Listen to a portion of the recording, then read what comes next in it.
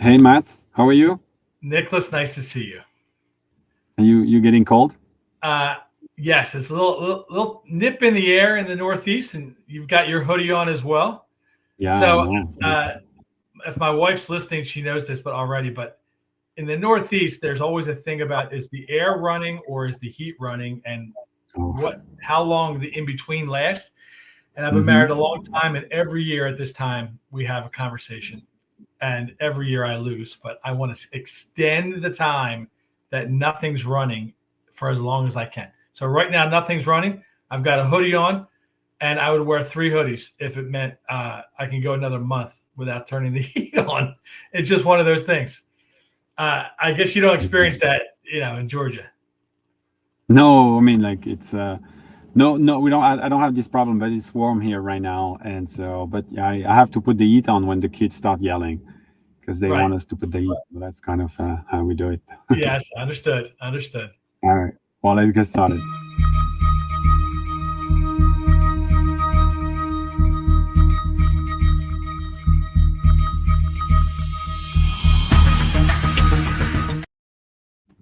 All right, everybody, this is Nico with Eastreamly, the company that gets you live stream and video commerce on your site, social media, email, SMS, wherever you are. The video is shoppable. Super excited to be here with my great friend Matt from E6 Marketing. A lot of cool story, Matt, this week that have been happening.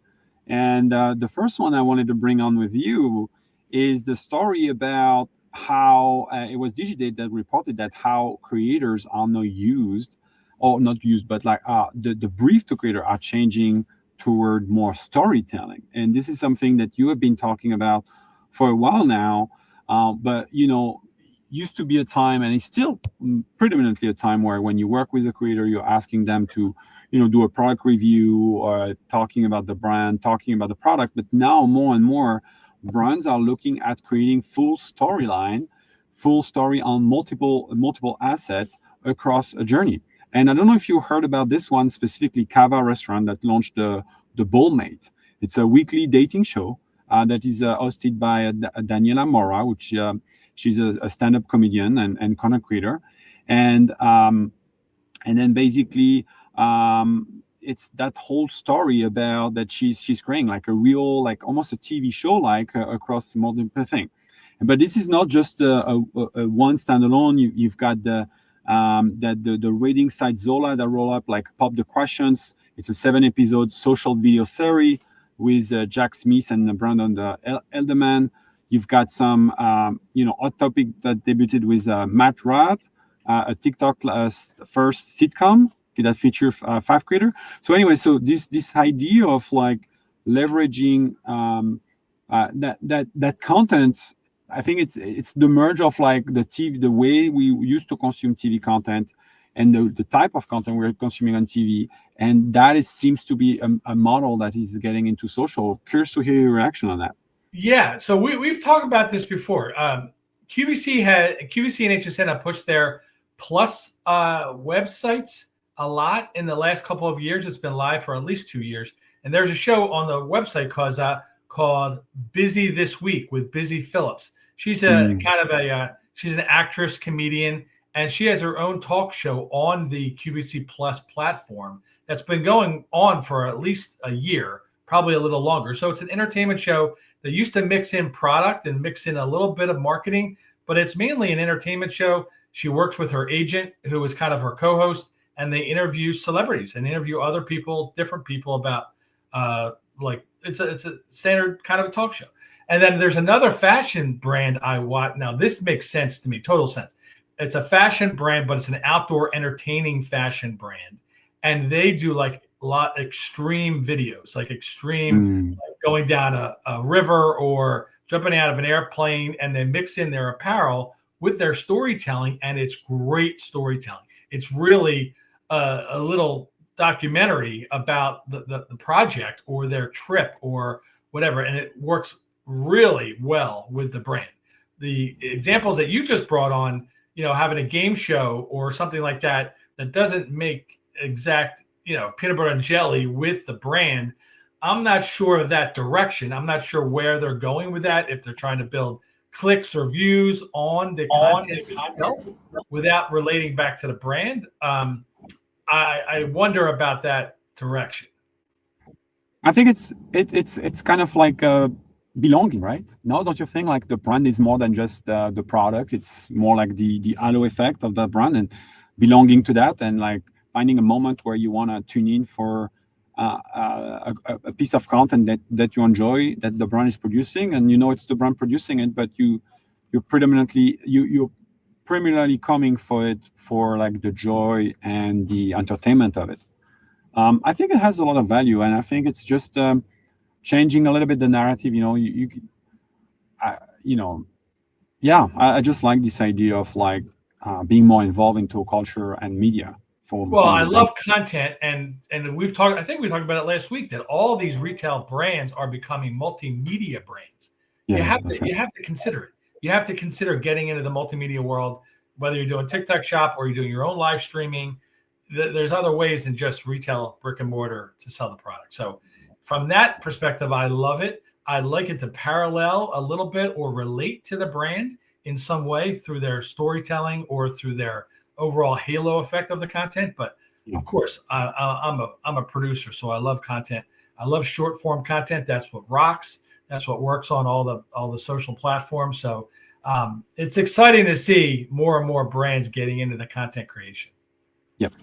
The second thing I wanted to bring on to this week podcast was the I don't know if you saw that, Matt, but Elf is going live stream on Twitch, and they're using the affiliate network with Amazon as the way to position their product. But basically, live streaming on Twitch, I think that's live shopping on Twitch. It sounds like I thought that was pretty interesting to see that Twitch was getting into live shopping.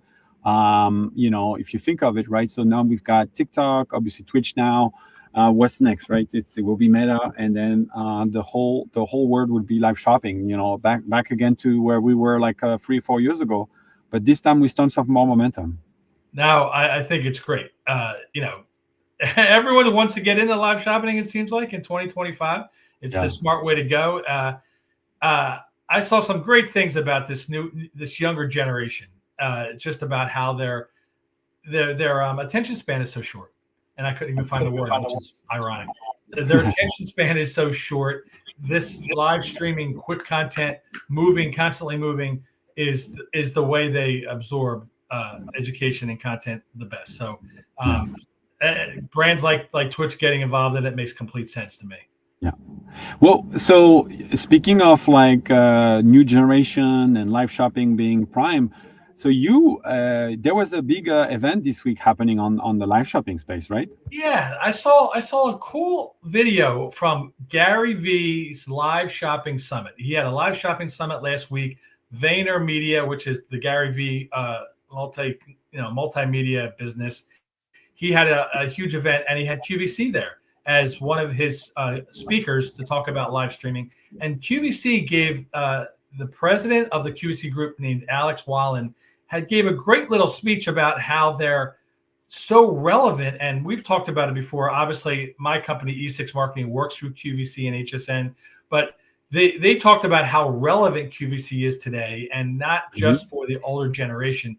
He shared some amazing stats, and I've been doing this a long time, working through these channels, and I didn't know these stats. Well, some of them I did, but 120 live hours per day they produce, 40,000 hours of live content per year, selling 1,200 products per week. 1,200 products per week. Over 1 billion website sessions last year. 1 billion.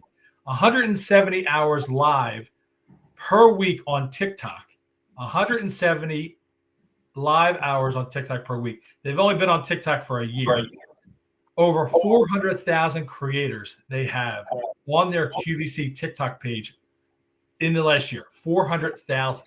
So I call them the godfather or godmother of live selling, live shopping.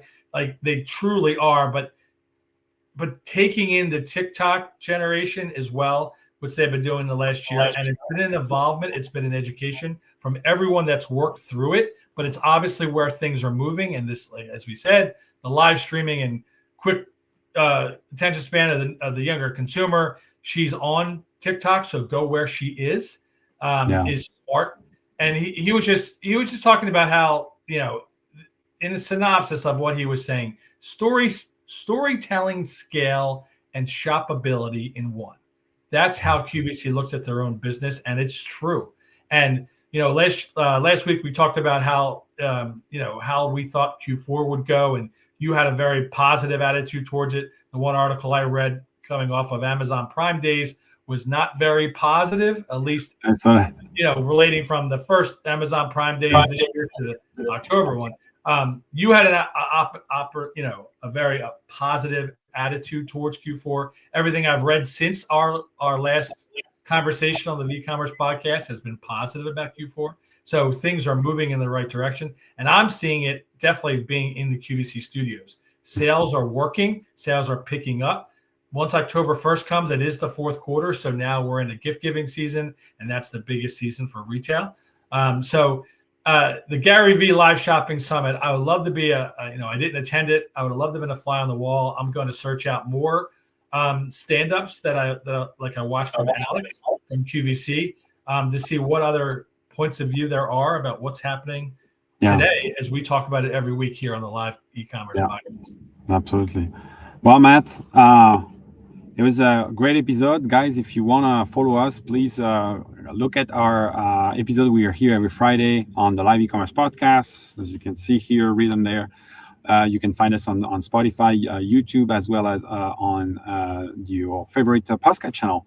If you want more info, feel free to reach out to Matt for everything QVC and HSN related, or if you are interested to get into live shopping on your website, maybe across different social, reach out to us. We would love to help you. Thank you, Matt, for being here, and I guess we'll see you again next week.